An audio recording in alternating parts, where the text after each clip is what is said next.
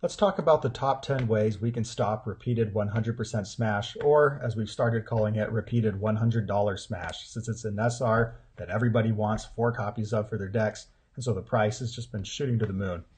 But it's a 5 diff, 2 low block, 4 high 6, EX3, powerful 3. That's good enough just right there.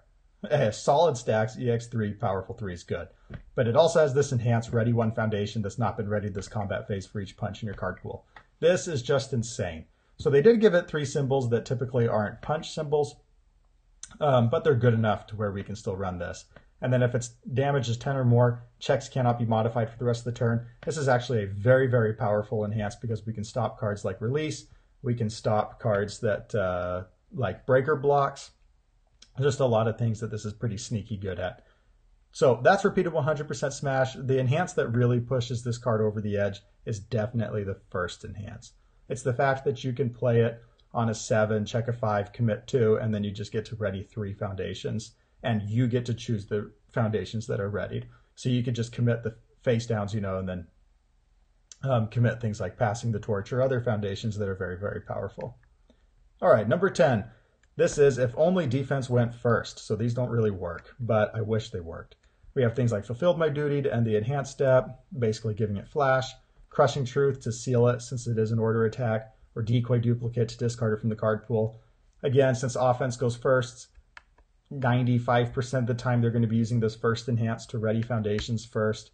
And so, yes, you do get some benefit of, getting rid of the other abilities of the card, but you're not getting to cancel the primary ability that makes the card broken.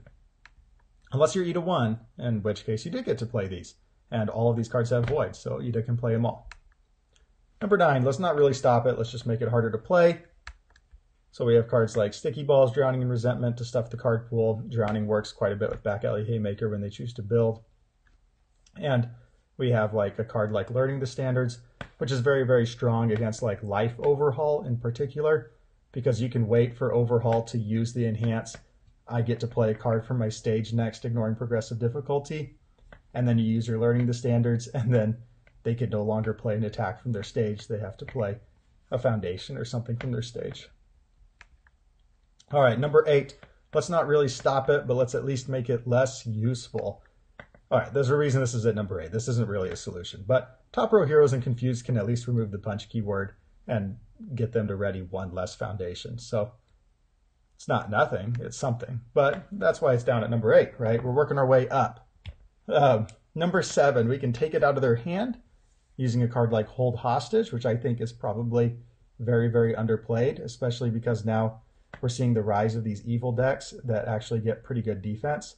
So I'm wondering if Hold Hostage could find its way on the evil symbol. And Void symbol, we've been seeing Void Eraserhead do pretty well. Void Eraserhead could probably comfortably run 1 or 2 copies of this. And the Chaos symbol is pretty good defense with Release. So, you get to remove a card, and then as long as you play solid defense and don't let them do any damage, they don't get it back. Hopefully they don't have too many attacks, and you can work your way through the blocks. Or you can play Sero and use this once per game. Number 6, we can discard it from their card pool. I wish we had more options here, but as far as I know, we only have Battle for the Future, discard 2 momentum. This works against repeated because it goes at response speed, so they don't get to use that top enhance. Discard it from the card pool. Problem is, it's a discard 2 momentum cost. It's a 4 mid block. It's a 4 check. It's probably not going to find play. Number 5, remove the enhance ability. Currently, we don't really have anything that can do this except for Eraserhead 2. But maybe in the future we could get some more support on removing abilities on attacks. Maybe there is a card. I feel like there might be a card out there that I missed for this. If anybody can think of it, just let me know. I know we can remove keywords, which we just talked about, but Eraserhead, we can commit it and remove the ability. Very, very strong. Number 4, we can add it back to their hand. So we can use a card like Dissolving the Conflict, because the downside of repeated 100% smash is that it's a 5 difficulty, and you want to play it as your like second to last or third to last attack. So you're typically playing it on like a 7, 8, or 9. And so if your rival disrupts you re-readying your stage, you're in a very bad position because you're counting on that to get your last few attacks in so that you could win the game. And then if your rival disrupts that, then your rival's going to be getting a turn and your stage is going to be largely committed and you're ready to be killed.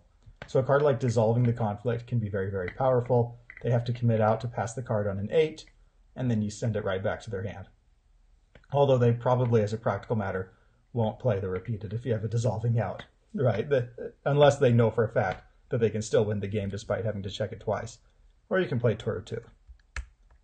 Number 3, we can give it Flash. And this is my favorite defensive foundation maybe in the game, Cheerleader. We can go ahead and flash the Repeated. And the benefit to this is Dissolving sends it back to the hand so they can just replay it. Cheerleader, it's going to stay in the card pool. And that, if they only had one copy of Repeated, then too bad, so sad. Also, if you're playing the Life Overhaul list that gets repeated, then giving it Flash doesn't let Overhaul get an opportunity to use his Overhaul Enhance to play from the stage. So if the Repeated was like his last attack and then he was going to play something from stage, then now he doesn't get to anymore. Or you could just play Toru 1. So we had Toru 2 and Toru 1 back to back here. That's pretty nice.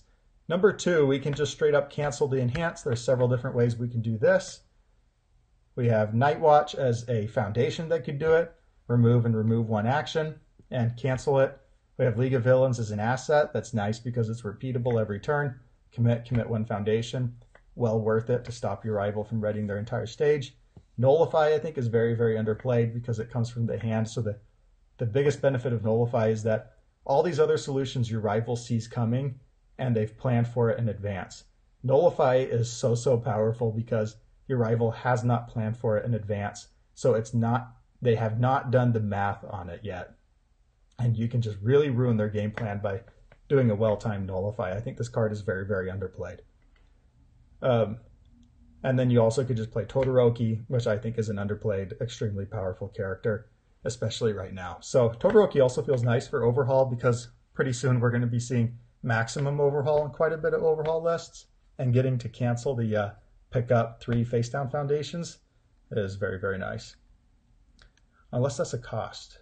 I don't think it's a cost. And number 1, the best way that we can stop repeated 100% smash, I bet you have never thought of it. In fact, I guarantee you have not thought of it. And that is because it doesn't exist yet. It doesn't exist yet. We need cards that stop our rival from readying foundations, especially if UVS Games is going to continue designing cards like Fierce Whirlwind and Repeated 100% Smash, where we are readying several cards at the same time. These cards feel like they're not okay used in certain lists. Fierce Whirlwind was a little bit more heavily costed, but we still saw it putting in a ton of work on the Death Eraserhead list that won Gen Con for the webcam ROE. So these attacks that ready like 3+ foundations at the same time, they're always going to find a spot because that's just an insane ability. And as of right now, we have no cards that really stop that. Like cards specifically designed to stop a rival readying a foundation. Right, we need like a terrain maybe, or maybe like you block with a card and then it says, while this card is in your card pool, your rival cannot ready foundations. I'd probably add a clause like due to their non-character effects. I don't want to get in the way of like Toga 2 readying her stage, right?